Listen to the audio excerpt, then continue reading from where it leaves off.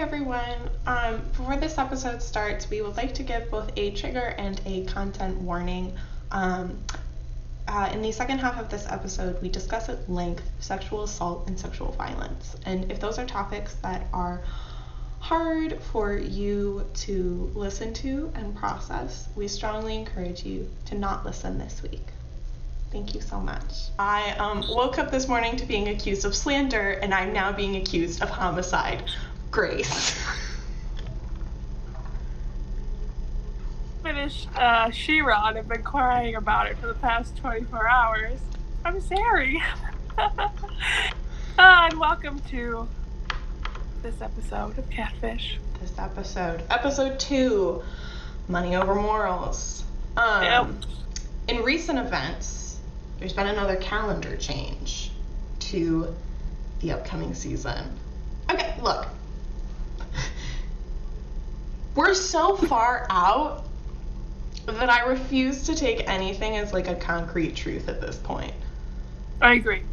I tweeted about this. I was like, one, what the fuck is with all of these triple headers? We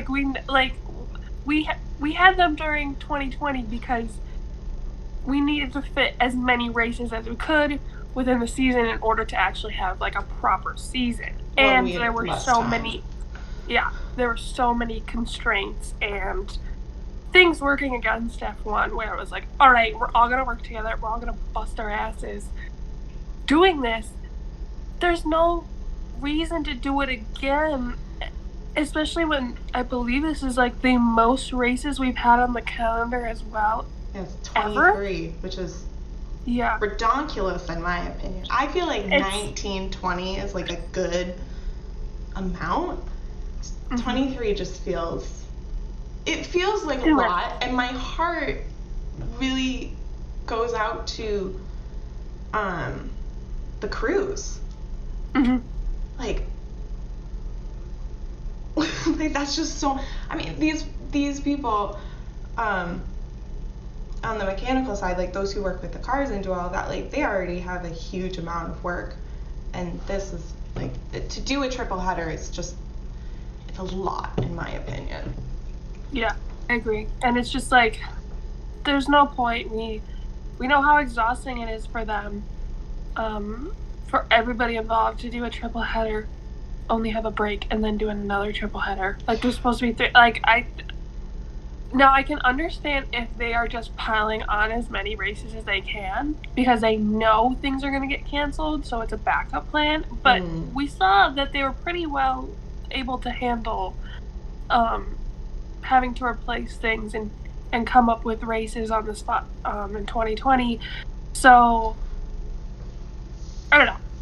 It's a mess that I don't necessarily think needs to be a mess, but I expect so many more changes to come to the calendar. Yeah. So many more. I just at this point, because this still only January, like I take everything with a grain of salt. I agree. Yeah. It's so early out. But speaking of massive amounts of travel, we can kind of segue into what we've decided to be the topic for this episode, which is money. It's expensive to travel. Oh, yeah. It's super expensive to travel when you are dealing with large teams of people and then also huge pieces of machinery. Mm-hmm. Like, yeah. F1 has always been a sport of money, like, since the beginning. Like, it's always been expensive, and it's always going to be expensive. Exactly. Yeah. I personally love to refer to the sport as a rich man's sport, and I think a lot of people know it as a rich man's sport. Like, the people involved, a lot of the fans, like it's surrounded by money. Yeah. On all spectrums, on all sides of it. But I think just because it is a sport surrounded by money, it's rightfully so because it is so expensive to keep these teams going, to keep innovation going, and to keep the sport improving. And so, as frustrating as it is for like someone like me, who's just your average American, not pulling in a ton of money, college student, things are expensive, and that kind of sucks. But there's a reason for it, and there's a good reason for it, because without having a financial backing behind this sport, there is no way that it could survive. Yeah. I brought this up on FaceTime the other night, saying like, all sports require money. Like, all professional sporting requires a lot of money. But you know, F1 does have this kind of like financial imbalance in terms, like, you look at the budget of Mercedes versus the budget of Williams, and it's just not the same. It's like looking at like the Lakers budget versus the Sacramento Kings budget. Like, it's just not the same. But the thing is like, I just used a basketball example. So if we take basketball, there's more teams, and it's more of like a kind of a bell curve in terms of like who has lesser funding and who has more funding. Whereas with Formula One, you're only working with 10 teams. So it literally is like a poof, like just this sharp drop, kind of. There really isn't. Yeah, I agree. But there have been steps taken to even out the playing field even more with budget caps coming into effect. So I think all in all, that's a good thing, because, you know, the smaller teams who do have less money and less resources are able to still compete with teams that literally throw fucking money out there. Like, I feel like that's what they do. They just throw it at problems, and I'm like, all right, you do you, but yeah. Mercedes at the next race, front wing brakes, and they just like slap a $50 bill on it. They like paper mache it. They're calling in the kids' craft. They're calling in from like the local kindergarten to make them a front wing. We had all this extra money. We didn't know what to do, so we like sent it to the kindergarten. They built us a new front wing. It's a charity project. We're reaching out to the kids. It's part of our new initiative to get the youth involved. Jesus. Okay, so sorry, Williams. I'm so sorry. It's a cute idea, though. I think we should do it. It's a cute idea. I do live above a kindergarten. Yeah, and like, I think this is also something I talked about on FaceTime the other night, is like, with basketball and football and all these things, blah, blah, blah. The main component is like the player's body itself, right? Like, you're not bringing in this added feature of a whole ass car. Yeah. And so like, yes, motorsport is gonna be kind of this like an almost like inconceivable amount of money. Like, even Williams' budget, which I think in 2019 it was around 130 million. Even like, to me, that's a lot of money. Like, a lot of money that I have a hard time conceiving and thinking about. And like, then you look at Mercedes, which is almost 3 times that, and you're like, and like, technology is expensive, right? Mm-hmm. Like, the components, electronics specifically, because F1 uses electronic components in ways that other forms of motorsport, like per se NASCAR, don't. And like, those components themselves on their own are expensive. And so, yes, money is needed, and we need money to continue to innovate and make faster cars, faster and safer cars. And like, I don't know, I think sometimes people misconstrue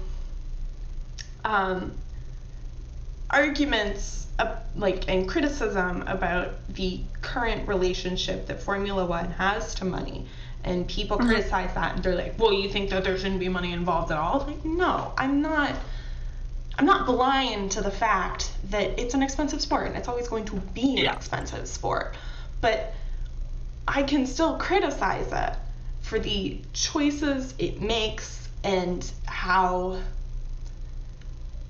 there isn't as much scaffolding around budgeting and money as there maybe should/could be. I get what you're saying. Yeah. Yeah. I agree. Yeah, it's just, like I mentioned before, it's a tricky thing because while you know it's important and you know the weight that it has, at the same time, money cannot rule all.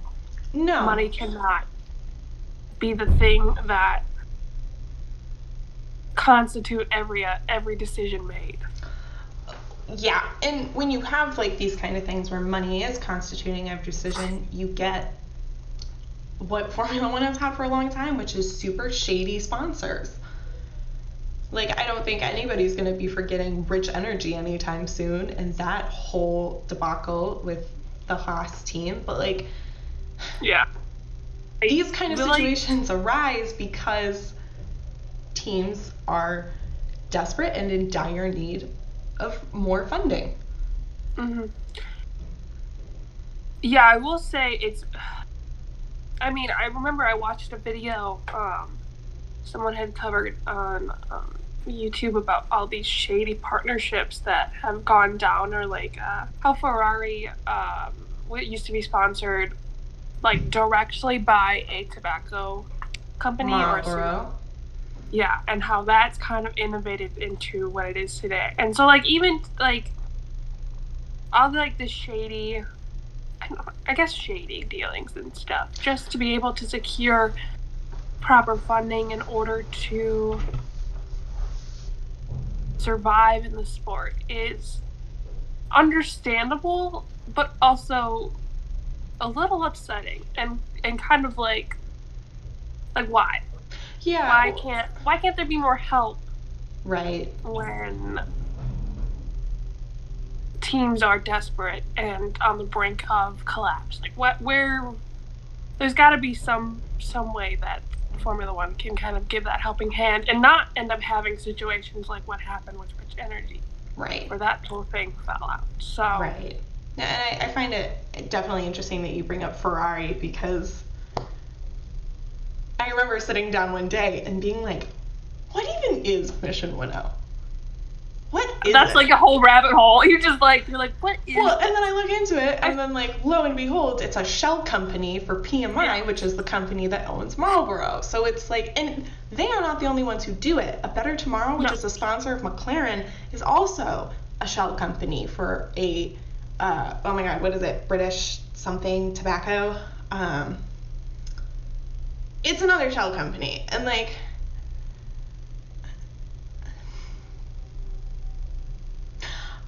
I don't know. I have somewhat conflicted feelings on it, because do I think that like Marlboro should be sponsoring Ferrari?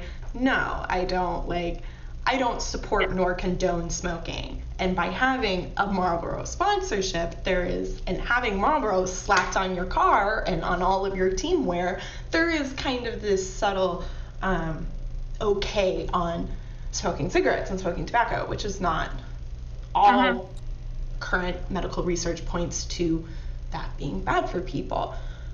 But part of me is like, oh, I don't know, is a moral line being crossed by having these shell companies like A Better Tomorrow, like Mission 1.0, sponsoring these teams?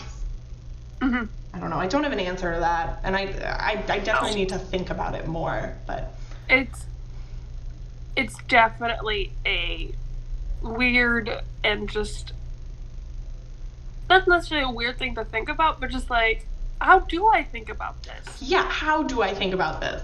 That's my current, like, what I'm trying to figure out. And honestly, I think a lot of people could benefit by just like saying that and just stepping back and being like, in anything we talk about, this is me going a little meta. Just like in anything we talk about, anything we discuss, there are benefits to just being like, okay, but how do I feel like this? Not how does this person feel like this, or how this person is responding. How do I feel about this? Right. And so, like, well, me and Grace are expressing our opinions about the situation, and like, specifically with these shell companies, make opinions for yourself. Absolutely. Don't just listen to what we have to say, but take that step back and be like, all right, I'm going to take this moment and think.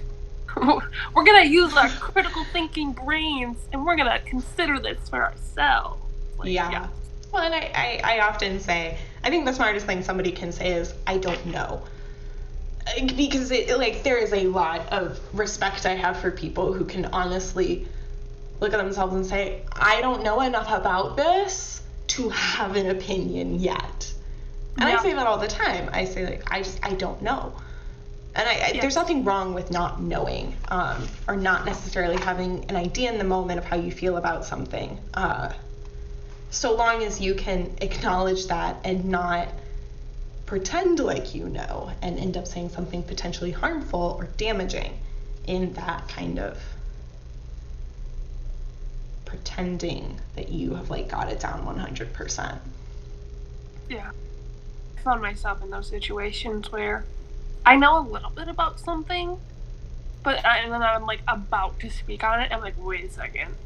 I'm like, I don't feel comfortable with the knowledge that I have to necessarily give my opinion on something that is much more broader than what I know myself. So it's it's just knowing when to stop and be able to reevaluate the situation and be like, all right, maybe I don't know everything that I'm saying. Maybe I don't know everything I'm talking about. And then from there on, being able to listen to other people who do. Yeah. I think that's a huge thing. And it's going to come into play later in this episode when I talk about shit I do know about. And I will be here to listen. Thank you. I mean, that's just been, that's been a huge frustration for me in the motorsport community in general, is I don't know, I'm being a little bitchy and self-centered in this, but I sit there and I'm like, man, I know this. I have had to study this. I promise you, I know what I'm talking about. And it's not that I'm not open to having discussions with other people about the reality of sexual violence, but when people come to me acting as if we're on the exact same plane of experience, if not they're more experienced, that's when I get frustrated. Yeah. I think that's one thing online specifically that I've encountered a lot, is that there are a lot of know-it-alls who don't actually know anything. And it's frustrating to be spoken over when you are knowledgeable about something and someone's like, well, no, actually, that's that's super frustrating. Actually, no. And, yeah. And like you've already alluded to, we will be talking and going into detail about Nikita Mazepin, who he is, what he's done. I have receipts. I have done so much. Yeah. And this is why we kind of started off with talking about, money is a huge thing in F1, but when is the line crossed where money is somehow overvalued, right, compared to morals and to who we are as human beings and the respect we have for one another? Yeah. And I mean, and I often hear that, Formula One is a prestigious sport.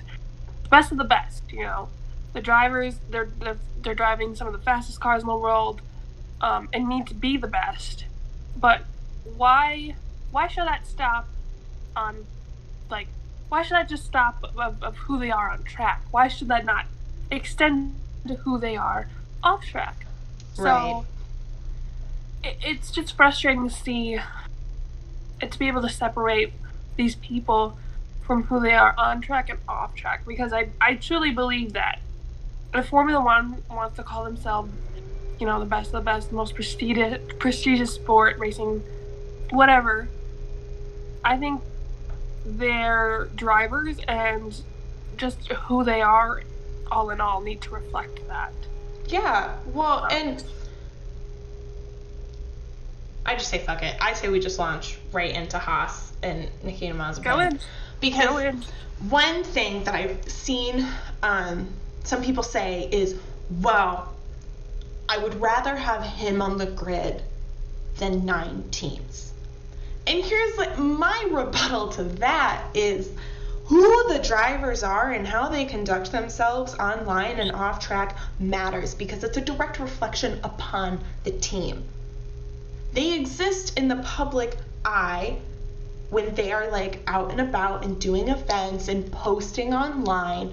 And if you are going to hire somebody like Mazepin who has a terrible image, that turns away sponsors. That turns away brands who are like, no, we don't want our name attached to you guys and your drama. So my critique of this is like, no, they shouldn't have him, because if they do, brands are not going to want to sponsor them. Brands are not going to want to work with them, and it's going to be an even slower and more painful death for us to witness if they do end up going out and having to drop out.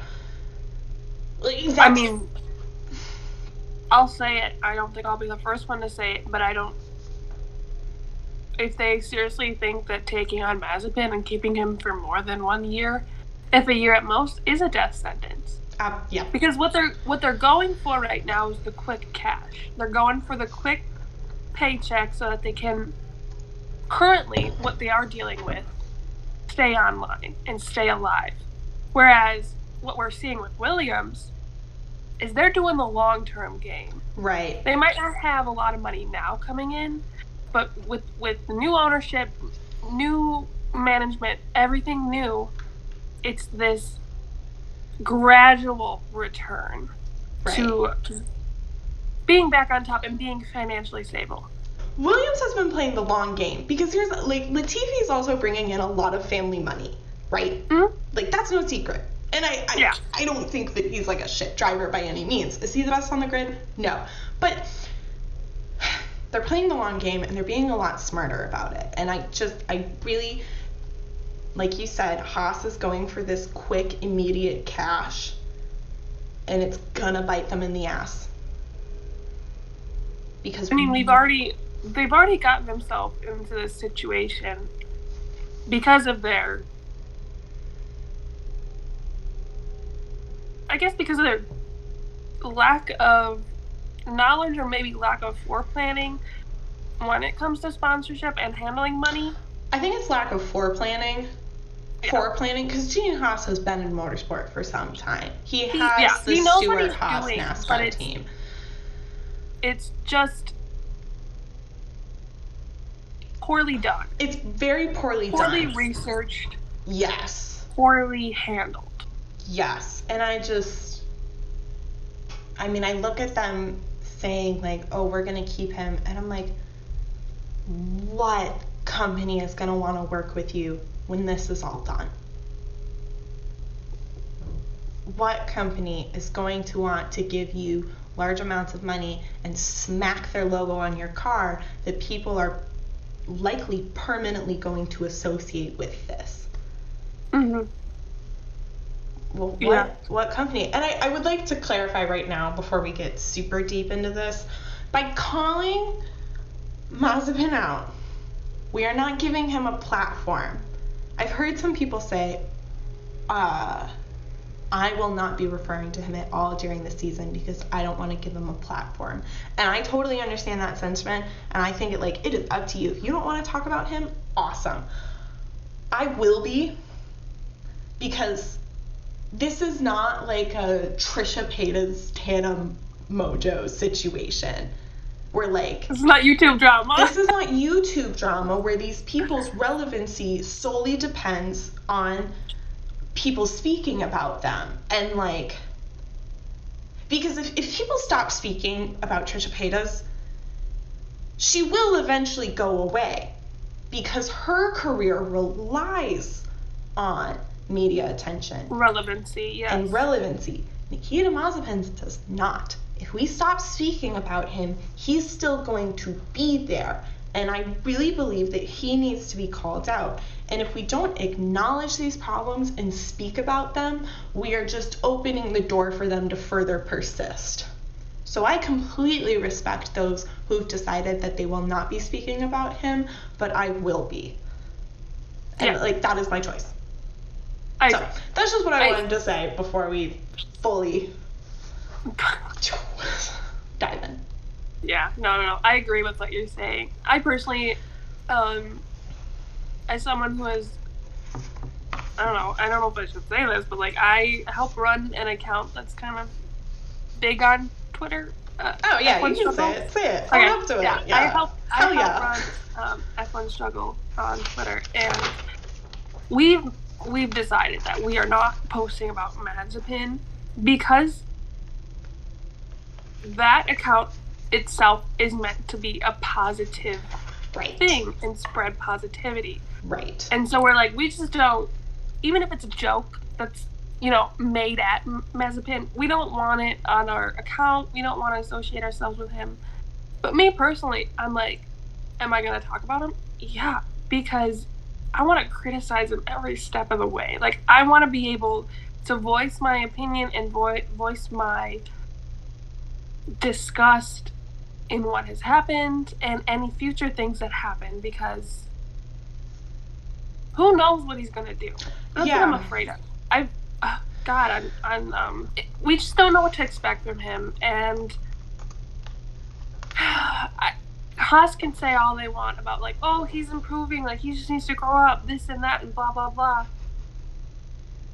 Okay, we have yet to see anything. We have yet to see anything but false claims. Well, not false claims, but like shitty apologies, crappy apologies, and just words. I'm not seeing action. I'm seeing words and excuses. Right. So unless I start seeing actual action taking place, I'm not gonna believe a damn thing they say. A damn fucking thing. Yeah, I mean, if you combine words and actions, you have like the greatest sense of accountability and like owning up. Mm-hmm. I think that if you're gonna take action, you should also like align it with words, but let your actions be louder. Mm-hmm. Mm-hmm. And words on their own is fluff and meaningless, and I just don't get it. And I mean, speaking on words and actions, I've heard a lot of people say in this situation, hi, it's Grace. So sorry to interrupt the episode, but I just wanted to give a content and trigger warning starting right now. Sari and I are about to, at length, discuss sexual assault and sexual violence. And so we wanted to make sure that everybody had a forewarning going into this section of the episode. For anyone who doesn't know me, I have a habit of keeping receipts violently. Welcome to the Girl Stares at Her Phone segment. But I'm not going to be reading out these people's ats or names because that's not the point of this. The point is to look at some of the words people have been saying, and kind of looking at this and saying, what? So when people have been speaking out against Mazepin, a lot of the arguments, and I'm going to say men because I have not seen one woman defend him. I have not seen one woman or one gender queer person defend him in any sense. It has only been clearly men. I'm going to say men. This guy says, so I tweeted out a picture of the pyramid of violence, which for anybody who doesn't know, the pyramid of violence contextualizes how jokes about violence and rape jokes can lead to actual like sexual and physical abuse. To say that like the people making rape jokes about the Mazepin situation, like that's not funny. Rape jokes are never funny, right? So I tweeted out this picture of it, and this man responded, "The problem comes when this is used to justify group harassment, ellipses, bullying. The kind which could end in suicide. What the social media, quote, mob, unquote, has and continues to do to Nikita Mazepin is far more dangerous than anything within the foundation tier of your pyramid."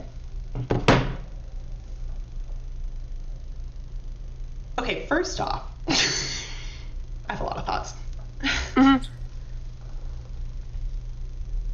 I mean, I'll say my reaction to that is suicide is such a serious thing, and to somehow use the fear of that and the fear of someone's mental stability to try and snub out conversation and criticism about someone's actions that were detrimental and are considered sexual assault, to try and be like, well, you shouldn't talk about this because he could kill himself.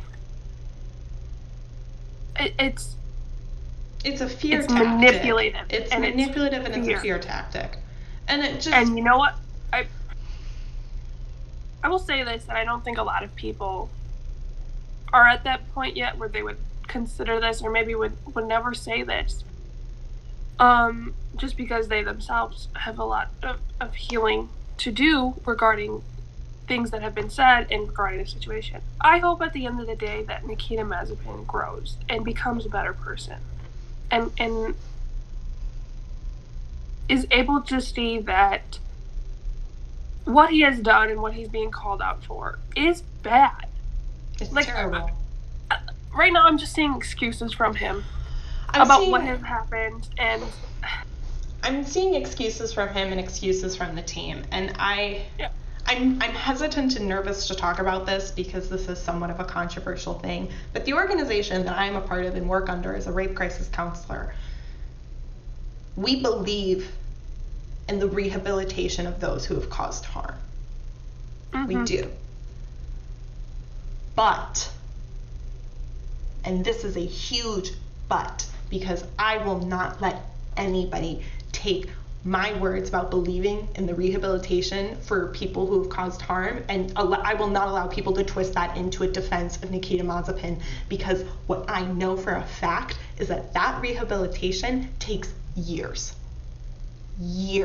of constant work, and that is not something I believe he is willing or capable of doing at this moment in time. Yeah, I have yet to see willingness on his behalf to improve. Because at the end of the day, the only way someone is going to improve and help themselves is if they are willing to recognize that what they have done is wrong, and that they're willing to admit, like, I need help. I need to fix this, and I'm willing to work hard in order to fix this and fix myself. So until I see that, I don't think there is any improvement. No. But I will always wish goodwill on people. I will always hope the best for them, because I think, I mean, if I'm just wishing everybody, oh, they should rot in hell for this, or does that make me any better than the others that I'm putting down? Like, I just feel like at the end of the day, I can still criticize someone and I can still tell them everything that they've done wrong, but still end up wishing them the best and hoping the best for them. And hoping they get better. Yeah. Like, that's why in these situations, there's a phrase that we use as rape crisis counselors. We refer to the person who assaulted as a person who causes harm.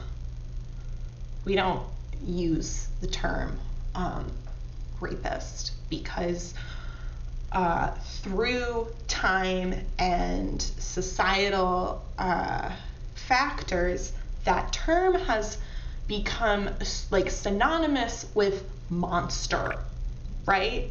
And so when we refer to these individuals as monsters, it's an attempt to separate ourselves from the reality that they are human beings, and that human beings are capable of that. And in doing that, we are also separating ourselves from being able to recognize those same behaviors in those around us. Yeah. And so I firmly believe in calling out shitty and poor behavior, and I do not think that it is cancel culture. It is accountability. It is demanding accountability and reparations for harm. It is not cancel culture.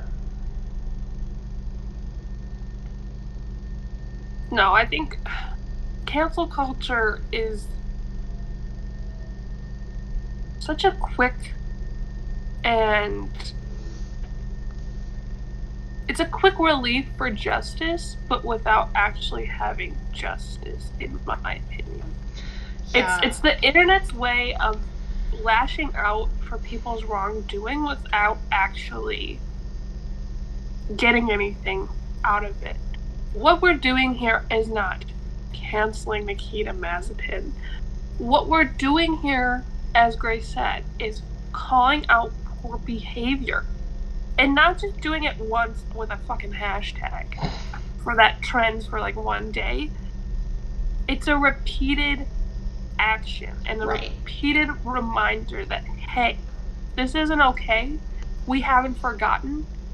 And we still want you to do better. Yeah. Yeah. And it's like, I'll read another screenshot. Mm-hmm. This person said, it is obvious that it is a quote-unquote culture of cancellation. There is no sexual assault because the victim did not press charges. Dan Bilzerian would be on death row then. First off, Dan Bilzerian has committed tax fraud. If you are modeling your life after goddamn Bilzerian, I don't like you. I'm judging. Put your standards a little higher. Put your standards higher. That man is a piece of trash, and we're not here to talk about him. No. My biggest problem with this, and I know I have talked to you about this, Sari, and my biggest, because I've seen this said so many times, is this: nothing happened because she didn't press charges.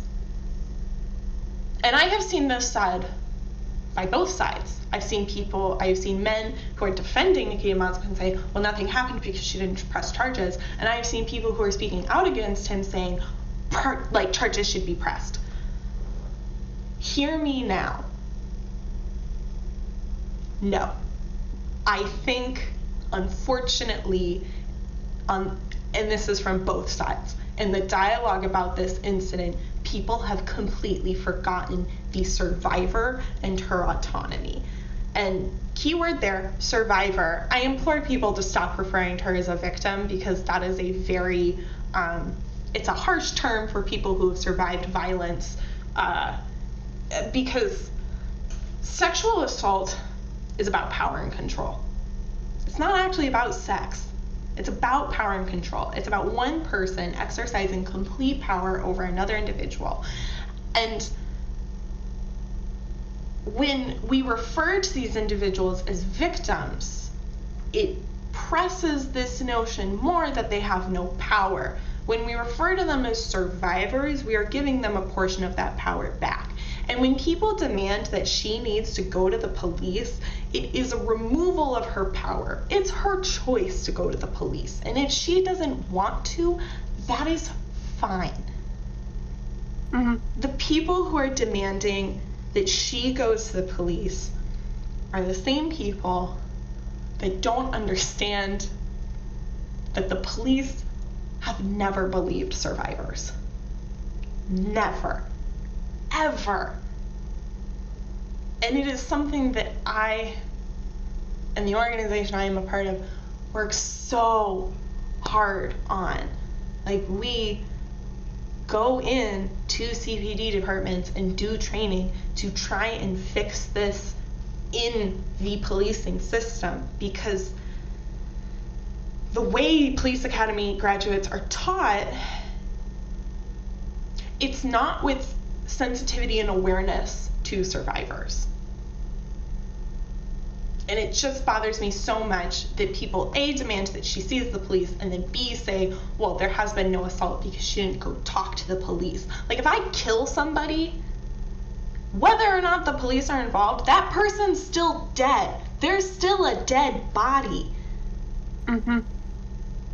the person who survived the assault has still been assaulted. The police are not the stamp of approval on, yes, this thing happened. They are not the authority on what is traumatic or not. And getting a little heated, but it just super frustrates me to see this argument because it is so devaluing and hurtful to survivors. Mm-hmm. And it also just completely negates the fact that not only do police never believe survivors, the entire justice system does not believe survivors. Mm-hmm. The system works against survivors. It's a re-traumatizing, very harmful and painful thing. And a lot of the people I have worked with, because in my state and in my city, when somebody comes in to report a sexual crime, the police are automatically called. A beat officer comes down to the hospital. And a lot of the times, I mean, I don't know, it depends on the person, but the survivor will say, I don't want to file a report. And I say, okay. Because it's my job to help the survivor get their sense of power back. And if they don't want to talk to the police, I say, fine, what they want is best. Right? Like, I don't even, I'm just frustrated. No, I agree with a lot of what you said. It's just so frustrating. And at the end of the day, I think with the survivor, it's up to her. And I think it's important to just respect her decisions. And, you know, she doesn't want to press charges. That's fine. She wants to be left alone. That's fine. We are people, at the end of the day, we are people on the internet. We don't know her. We need to respect her wishes. But at the same time, we can also talk about what happened without re-traumatizing her or causing anything else. Right. Yeah, I mean, I can link it in the description of the YouTube video, but I have a thread where I detail, like, what I see when I saw that video, like, in the context of my training and what I've done. And what I said to myself, I was like, this is going to be the one time I break down, like, this video. I would like to, and I'm so sorry that I am talking so much. No, I mean, I told Grace beforehand, before we, even yesterday, I told her, I was like, this is going to be me really listening to what you have to say, because she's more educated on it. She has more knowledge on this. And as someone who is still very passionate about, you know, believing survivors and standing up against rape culture and the problems in society that perpetuate assaults to happen, just because I'm passionate about it and want to do good, doesn't mean I'm the most knowledgeable person. Right. Yeah. So it's better for me to just sit back, let Grace talk, let Grace do her thing, and then step in when I add my comments here and there, or step in when I have something to say or something to mention. Yeah. And that's it. Yeah. Not be the voice of reason, not be this say all, do all. Yeah. Well, and I before I start kind of launching into, I have like a bunch of notes and stuff with me to like, and just make sure like I'm confident in my knowledge and my capabilities and my skills as a rape crisis counselor, but I just want to make sure I have all my ducks in a row. Before I start, I've had some people say this to me online, and I appreciate the sentiment, I really do, but I've had people be like, you're a hero, you're an angel, like saying things, I know they mean these with good intention, but I would like to clarify right now, my job is not to save these people. That is not my job.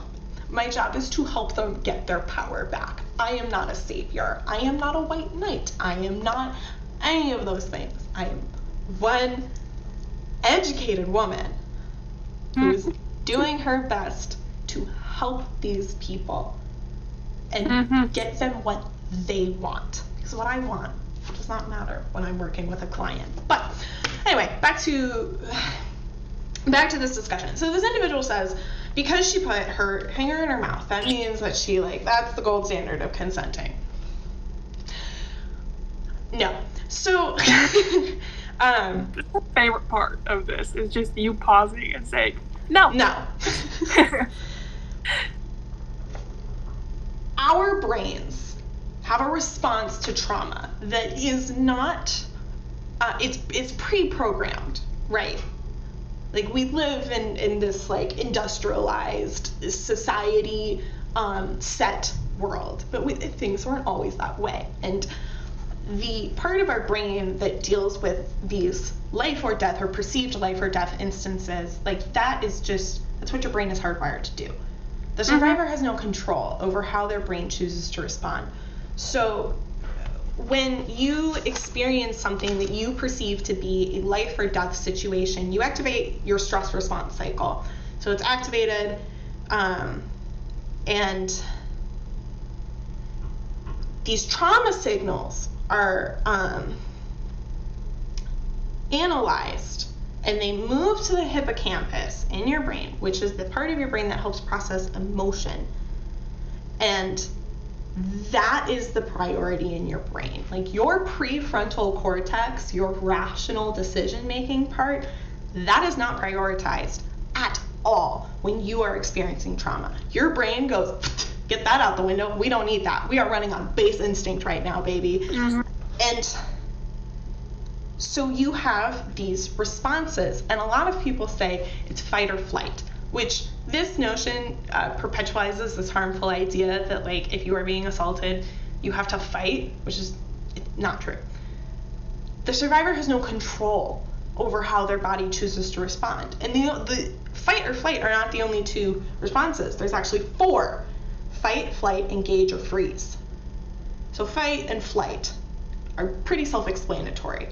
You either directly go back in combat or you hightail it out of there. The other two are less talked about and less understood. And one of those is engage. And sometimes with survivors, what their brain tells them to do is engage with this until you can get out. Respond to this in a way that won't get you hurt until you can get out. Because what your body's biggest focus is in that moment is avoiding pain, avoiding death. And so that is one of the responses. And then the other one is freeze. And the other term we have for it is tonic immobility, or rape paralysis, rape-induced paralysis. And that is, I will just be fully candid, something I've had experience with. That, like, you just freeze, you get deadlocked, you cannot move. You're like, oh my God, holy shit. And, like, all responses to trauma are neurobiologically programmed survival mechanisms. The survivor has no control over them. And so to look at somebody's response to trauma, to harassment, to assault, and see that in anything out of the lens of this is a neurobiological programmed, like, response that is prioritizing safety and survival is ignorant. Yeah, that was everyone's science lesson for the day. That's one thing that I've had trouble with, is just people trying to say it's one thing, trying to say it's another thing, but not knowing what the fuck they're talking about, or like, they don't. Well, and the guy who said this thing about she put her finger in her mouth, that means she, like, he brings up this point where he's like, being a male who's been in a consensual sexual relationship with women, his actions are something normal. Excuse me? So just groping random women. Yeah, just because you've gotten laid does not mean that you were the aficionado on consent. So frustrating to hear this utter bullshit come out of people's mouth. I mean, it's that. Well, in my experience, are you the fucking expert?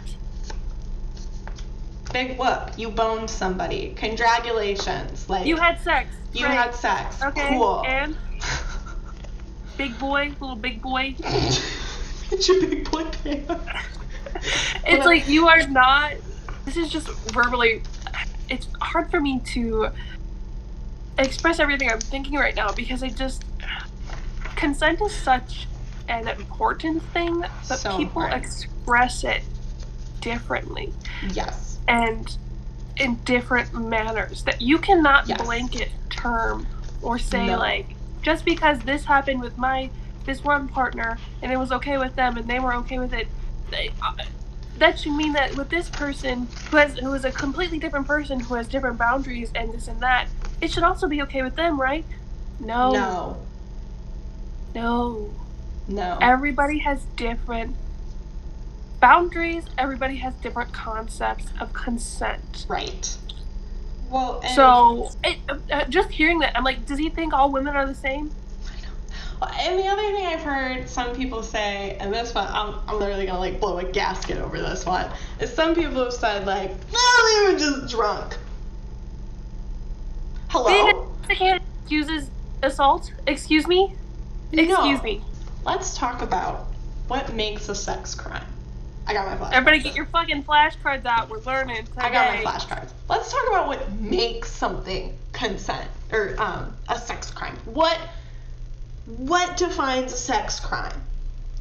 A sex crime is defined by sexual conduct and or sexual penetration, plus the force or threat of force / codified non-consensual sexual interactions.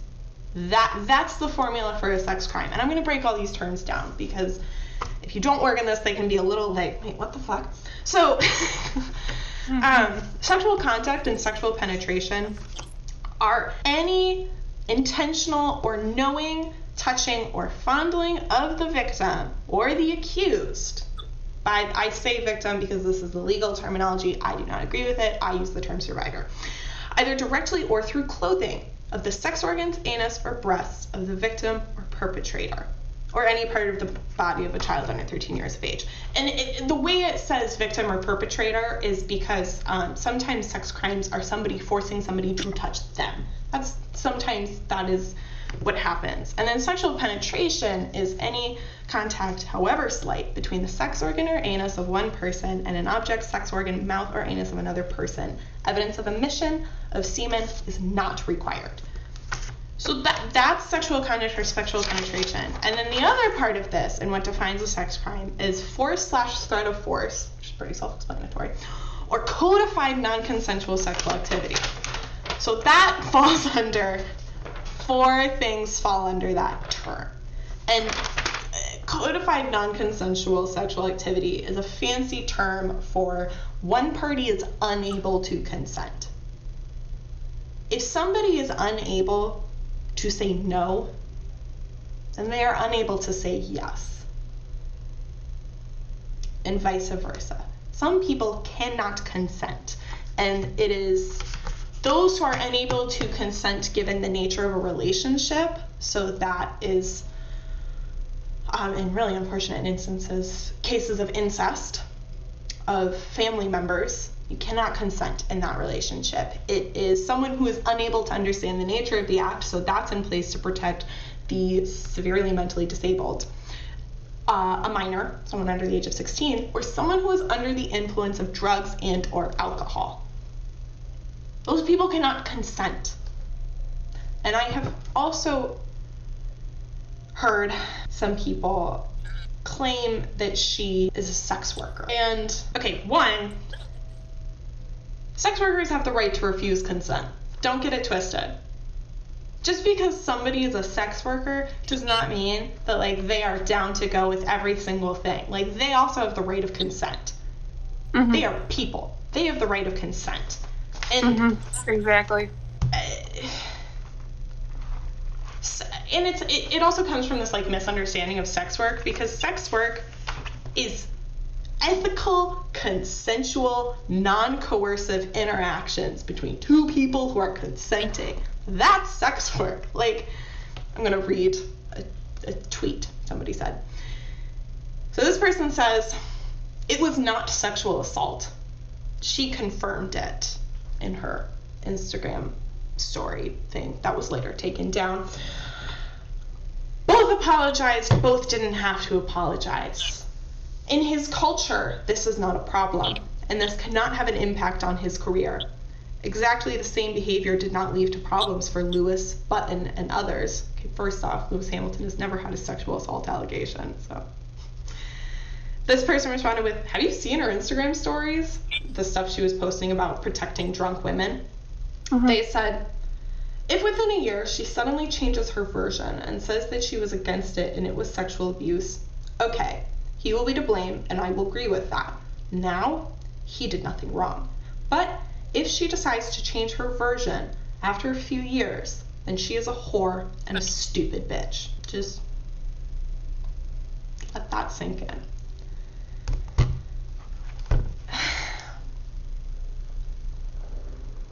In a lot of cases, it takes survivors a lot of time to process what has happened to them, especially when they are young and impressionable. So, for this person to put a time limit on when it's all right for assault, for like allegations to come out and such, or well, she said it was fine right away, and so everything else after, she's just this, that, and the other thing, is completely and utterly upsetting. Yeah, it is. It's super upsetting. And like this whole thing, the response that has come from groups in the motorsport community in the wake of this video being posted and dialogue being sparked about it, has really made me sad. It makes me really sad. As a woman interested in motorsports, and as a woman who has felt the fear of, oh my God, what if this happens to me kind of situation, and in an uncomfortable situation, to see how if I had ended up, if I were in a similar situation as her, to see how people would refer to me and talk about me, and just how people refer and talk about women in general, and specifically this girl who was in this situation, to see the utter disrespect, they're not talking about she's a human being as if she's a living, breathing person like you and I, who has blood pumping through their veins, has an active, they're alive, they have neurological function, they make decisions for themselves, they're an adult, they have friends, family, loved ones who care about them. And you talk about them as though they are nothing more than a piece of shit. Or, excuse me? It's really hurts. It hurts that we don't, the same consideration that we take when talking about things that have been done wrong, and how we wish that, this human being gets better and gets help. That same consideration is not taken by these people when actually talking about someone who has survived something extremely traumatizing. I'm not even wording this correctly how I want to say it, but it's just, I get what you're saying. Yeah, I'm just very frustrated. I'm frustrated. I'm frustrated and I'm sad. I find it discouraging that for some reason the dialogue is still on whether or not he deserves a punishment. And the fact that some people are still saying, like, this shouldn't ruin his career. What about that woman? Survivors never forget. They don't. You can't. I will tell you right now, like, before you on this call and before whoever listens to this, as a survivor myself, you do not forget. You never forget. And like I've been in therapy for years, and it's helped, and it's great, and I'm functional enough that I could now work with survivors as like a whole thing that I do. But you don't forget. It doesn't leave you. So the fact that people are like, he doesn't deserve to lose his job over this, I'm like, what about this woman whose life has been permanently altered, who through severe stress and trauma, her brain has literally created new neuron pathways that now, if she experiences a similar situation, is going to have to deal with that feeling again. That's what triggers are. Triggers are when your brain has created a neuron pathway in response to a traumatic incident, and then when you are in a similar position sometime later, your body ends up having the same response, even if it's not the same situation. Your body has this like life or death response again. And that's like also part of why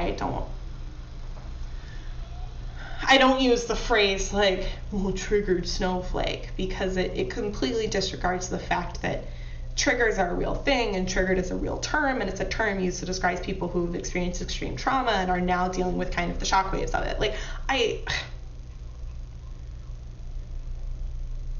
believe that like Nikita Mazepin shouldn't go to hell. But I will be honest and say that at this moment in time, I do not give a fuck if he's in Formula One or not. Like, I do not give a fuck if he does not get to be in Formula One. His career as a race car driver, I'm sorry, but that is not as important. I'm not sorry. I'm not going to apologize. That is not as important as the fact that this woman's life has been permanently altered, and this man is not being punished in any fashion for his reckless and terrible behavior. And you know what? His dad is filthy rich. He'll be fine. If he doesn't drive in Formula One, he will be fine. He can forget this all ever happened. Other people can clean up his mess, and he can hide behind his money. You know who can't? The survivor who has to carry that trauma for the rest of her life. Yeah. And she not only has to carry that weight of what happened to her, she also has to carry the weight of the entire, I shouldn't say the entire internet, but the fact that he posted that video, and now she probably can, even to this day, continues to receive DMs from people curious about her, or berating her, or calling her just disgusting names. She has to fucking live with that too. And that's one thing. Like, why the fuck post the video? One, why the fuck do it? But why post the video? Am I supposed to be impressed that you're groping a woman? Like, am I supposed to be like, oh my god, that's so sexy? So sexy that you don't give a fuck about consent. Like, no. What was the motivation behind taking the video? And then I'm also like, okay, if that's what we saw on video, then what the fuck happened off video? What didn't we see? What's not being talked about? Yeah, that's... And as it's known, you know, what we post online is only a small portion of our lives and who we are as people. Okay, so if I'm supposed to rely on that one video to tell me who Nikita Mazepin as a person, it's not looking great for him. It really isn't. It isn't. So... yeah. I just think from a professional standpoint, this situation has been nothing but grievously mishandled by at the FIA and Formula One as a whole. And yeah, I think I never believed in hashtag re-races one. I looked at that and I said, At this point, I consider it to be pandering. It's absolute pandering. To be a show. To be performative activism. And like, I've been very vocal about this on Twitter specifically, but there needs to be some form of sexual assault awareness and prevention training. There really does. And if this, like, in an environment that is so male dominated and male centered, there needs to be greater efforts made to safeguard minorities and like to see the FIA's complete and utter lack of response makes me want to just like shake their shoulders and be like, oh my god.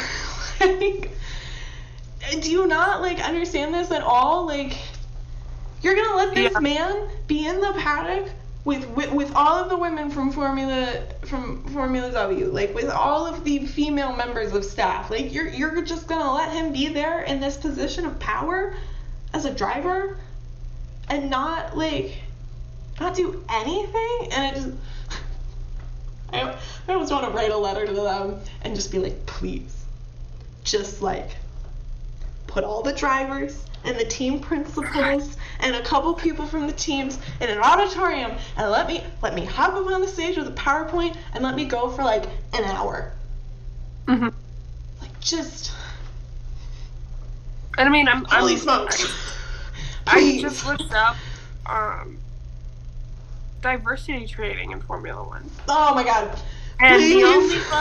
the only team to come up with a commitment to programs to improve on diversity has been Mercedes. And they have been just on top of this whole entire thing with listening to Lewis and actually taking action and doing what they said they were going to do and doing more. Yeah. And it's to not see the same commitment for the rest, or like to not see Formula One demanding diversity training for everyone. It's frustrating, and I think sometimes it's frustrating. Sometimes people like, don't get this twisted. I'm not saying that I think that half of the drivers should be women. That's not what I'm saying. What I'm saying is there are larger barriers blocking women and other minorities, LGBTQ, like people of color. Like, there are barriers blocking them far harsher than white men. Mm-hmm. And that is what I'm saying, that these barriers need to be taken down so that if it is desired, a woman can be in motorsport. I'm not saying that it should be split down the middle. Like, I understand that that's just not, that isn't what would happen, right? Like, I know personally, I have no interest in working in motorsport. I love it. I don't want to work in it. Yeah. I've wanted to be a forensic scientist for 10 years.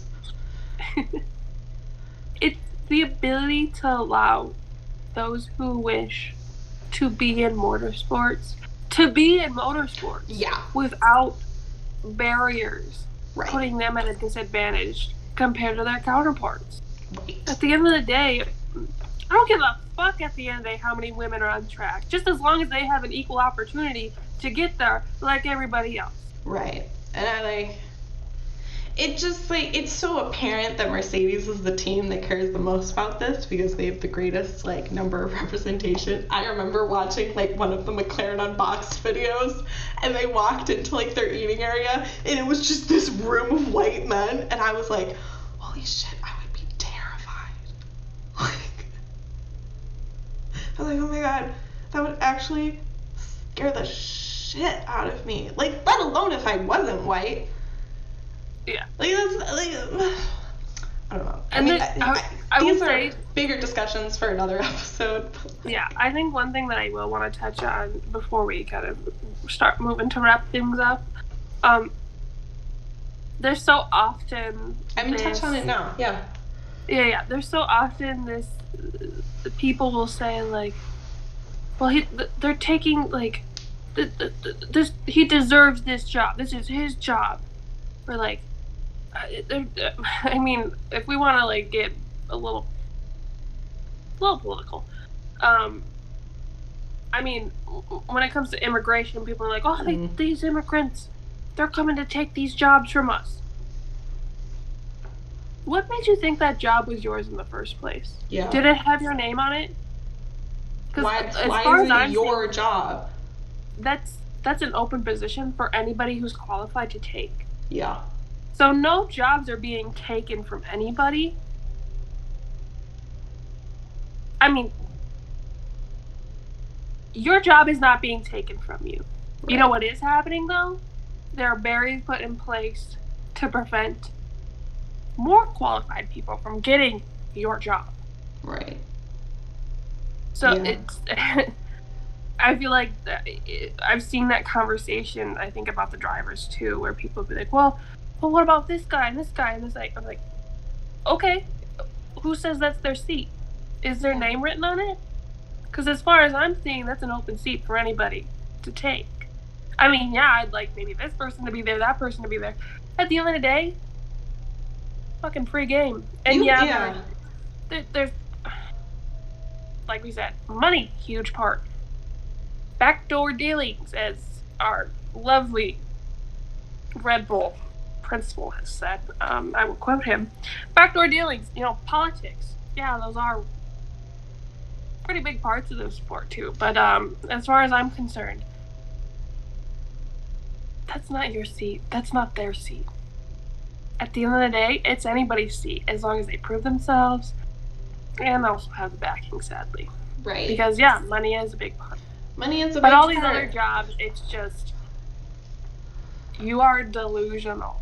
Money is a big part, but that does not mean we should be throwing morals and ethics out the window. No. Not at all. Money matters. Money talks. But money is not an acceptable reason to take somebody who has proven that they do not give a flying banana about the safety of others and respecting others and giving them a seat. Yeah. So. It's... when we start valuing money and greed over appearances, and by appearances I mean, how people act, how people present themselves, how people carry themselves. When we start valuing money over that, it cheapens things. It shows true intentions of what now I believe is what people just consider to be important, and that's not character, that's money. Yeah. Right now, I think a lot of people just value money over anything else. Right. And it's disappointing. And with a sport that has the title of what Formula One does, I expect more. I love and appreciate this sport too much to not let this slide by. Yeah. To not speak on this, to not demand it does better. I think to wrap this episode up, I want to circle back to something you mentioned in episode 1, and that was, look, we have and will continue to speak very harshly upon Formula One, but it is with love and with a desire to see it do better. Like, we are so critical because we know it can do better if it tries and really wants to. So. Yeah. No, it's like, if I truly didn't care about Formula One, I would fuck up immediately. I would say my 2 cents and peace out and move on to something else. Because then that would mean I don't care. I don't care what happens here. It doesn't bother me. But by doing this, by calling out this behavior, by speaking of everything that's wrong and needs to be improved, like Grace said, and like I said before, it's because I love this sport. It truly brings me joy.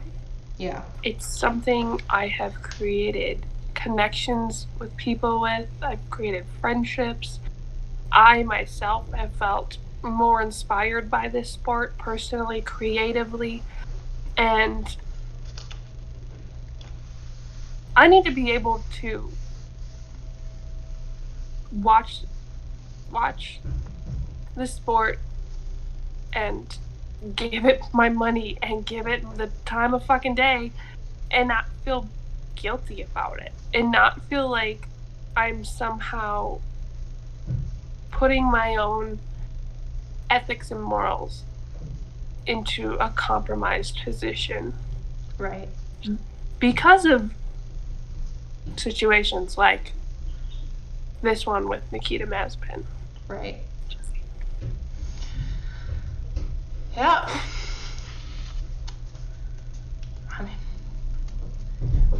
I think we've gone on long enough. Yeah.